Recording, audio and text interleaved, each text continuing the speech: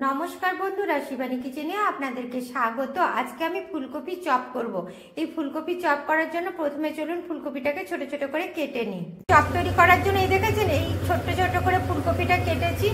এবার এই দেখুন তেলটা গরম হয়ে গেছে। এবার এই ফুলকপিটা ছেড়ে দিলাম। পরিমাণ মতন হলুদ দিয়ে দিলাম, দেখুন পরিমাণ মতন লবণ দিলাম, দিয়ে এটাকে আমি একটু ঢাকা দিয়ে দেবো। এবারে ফুলকপিটা একটু সিদ্ধ হয়ে যাবে। একটুখানি ভাজা মশলা করে নিচ্ছি। এই দেখুন জিরা দিয়ে দিয়েছি, এবার শুকনো লঙ্কা দিয়ে দিলাম। এবার এগুলোকে আমি ভালো করে ভেজে নেবো। একটুখানি সাবু ধনিয়া দিয়ে দিলাম। এই দেখুন একটুখানি গরম মশলা দিয়ে দিলাম। বন্ধুরা ভাজা হয়ে গেছে, এবার এগুলোকে আমি নামিয়ে নিচ্ছি। দেখুন বন্ধুরা ফুলকপিটা সিদ্ধ হয়ে গেছে, এবার এটা আমি নামিয়ে নিচ্ছি। দেখুন বন্ধুরা তেলটা গরম হয়ে গেছে, এবার এর মধ্যে কাঁচা পেঁয়াজটা দিয়ে দিলাম। আদা রসুন আর লঙ্কা কুচি করে দিয়ে দিলাম। এটাকে প্রথমে আমি ভালো করে ভেজে নেবো।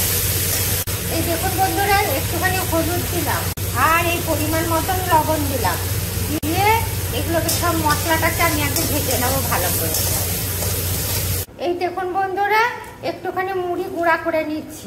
এই দেখুন বন্ধুরা পেঁয়াজ আদা রসুনটা ভাজা হয়ে গেছে। এবার এর মধ্যে আমি এই সিদ্ধ করা ফুলকপিটা দিয়ে দিলাম, গ্রেট করা আলুটা দিয়ে দিলাম, দিয়ে এটাকে পুরো নাড়াচাড়া করে নেবো। এবার দেখুন ভাজা মশলা গুঁড়োটা একটু দিয়ে দিলাম। এখন বন্ধুরা একটুখানি চিনি দিয়ে দিলাম, ভালো করে কষে নেব চপের মশলার মতো। আপনারা ঠিক এইভাবে চপের মশলার মতন পুরো প্রথমে কষে নেবেন। বন্ধুরা কি সুন্দর মুড়িটা গুঁড়া হয়ে গেছে। বন্ধুরা চপ বানানোর জন্য বেসন নিয়েছি 4 চামচ আর চালের গুঁড়ি 1 চামচ দিলাম, দিয়ে এটাকে আমি ভালো করে ফেটিয়ে নেব।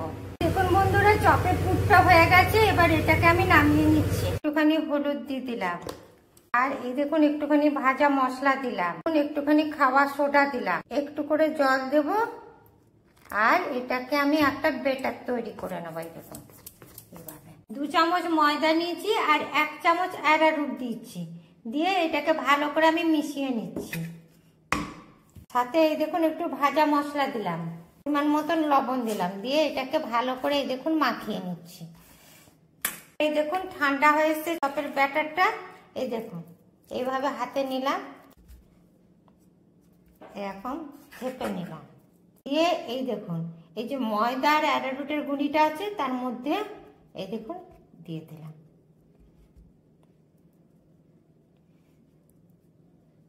দিয়ে এটা একদিকে রেখে দিলাম।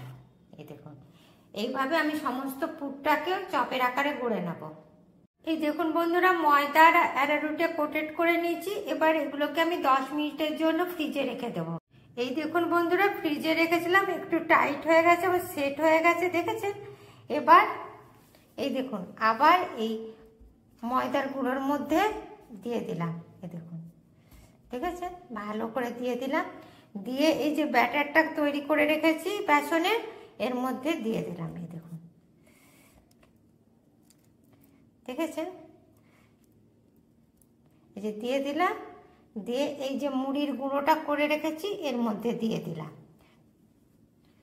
এবারে পুরো মুড়ির গুঁড়া দিয়ে এটাকে কোটেড করে নেবো। দেখেছেন এই দেখুন এই দেখুন হয়ে গেছে। এবার এটাকে আমি তুলে রেখে দিচ্ছি।